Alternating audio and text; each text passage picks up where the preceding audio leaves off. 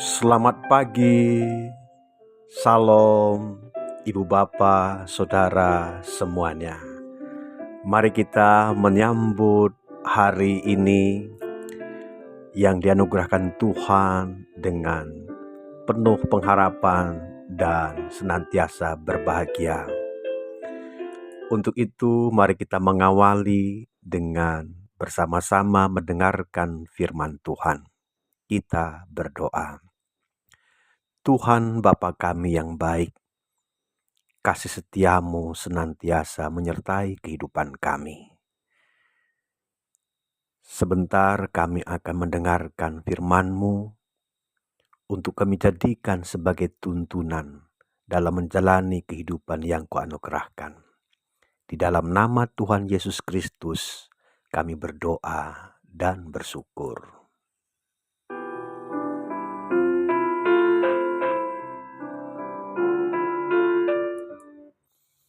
Saudara-saudara yang dikasihi Tuhan, firman Tuhan yang akan kita renungkan pagi ini dari Kejadian pasal 5 ayat 1 sampai 32.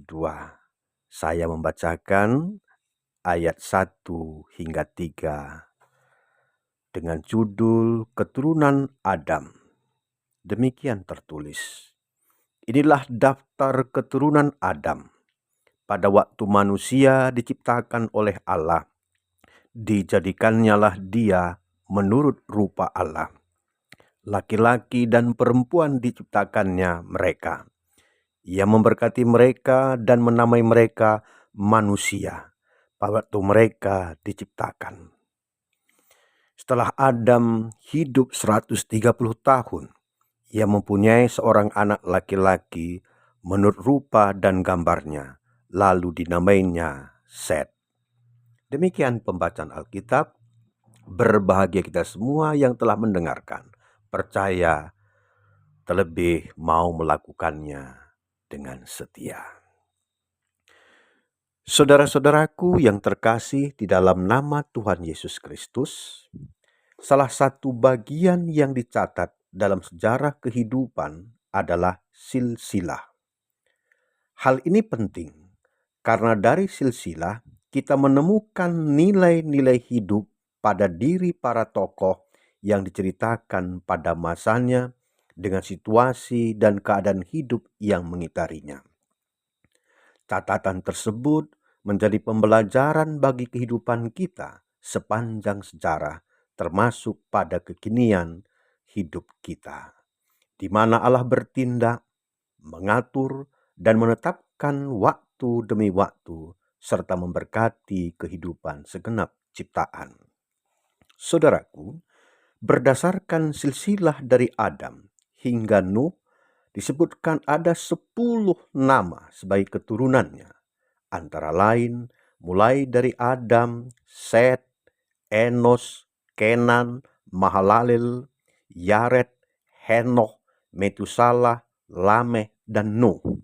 Semua keturunan Adam berumur antara 300 hingga 900 tahun. Bahkan umur paling tua dari keturunan Adam adalah Metusalah, memiliki umur panjang hingga 369 tahun, baru ia meninggal dunia.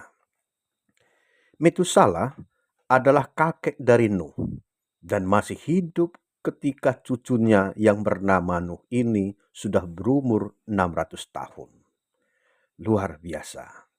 Dari umur panjang yang dimiliki para keturunan Adam ini, ada beberapa hal yang menjadi pembelajaran bagi kita saat ini.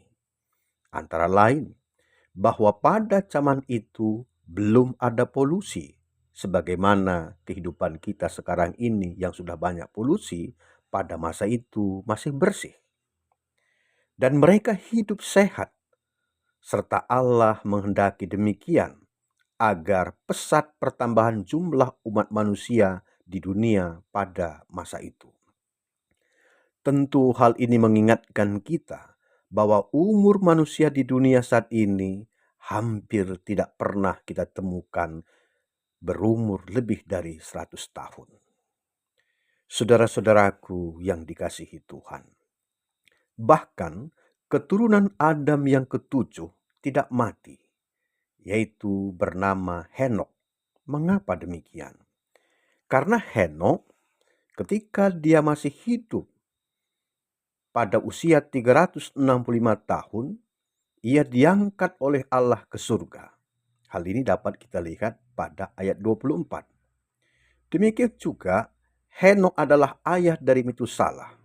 Yang kita ketahui catatan sebelumnya, orang yang paling tua dan paling lama hidup di dunia. Henokh dikenal sebagai orang yang saleh, memberikan keteladanan hidup bagi kita pada zaman ini. Antara lain, ia seorang yang beriman. Hal ini juga dicatat di dalam Ibrani 11 ayat 5 hingga 6. Henokh juga adalah seorang pemberita firman Allah. Juga dicatat dalam Alkitab, tepatnya Yudas 1 ayat 14 hingga 16. Demikian juga keteladanan yang dapat kita contoh dari Henokh adalah bahwa Henokh seorang yang bergaul dan taat kepada Allah.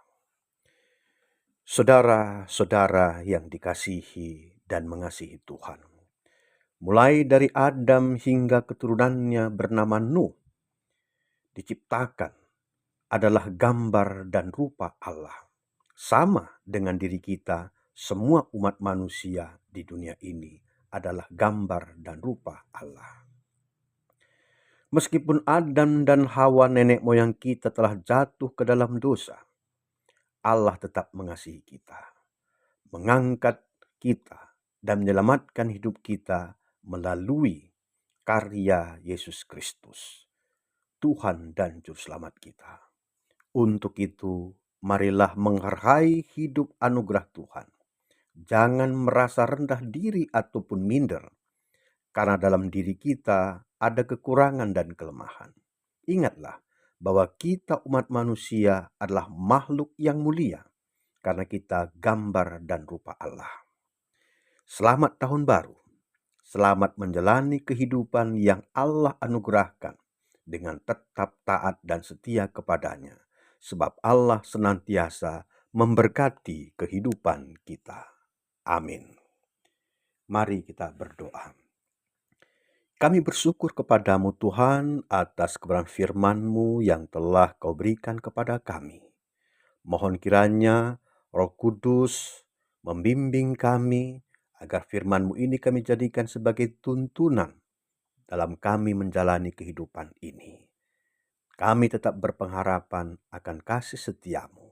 Di dalam nama Tuhan Yesus Kristus, kami berdoa dan bersyukur. Amin.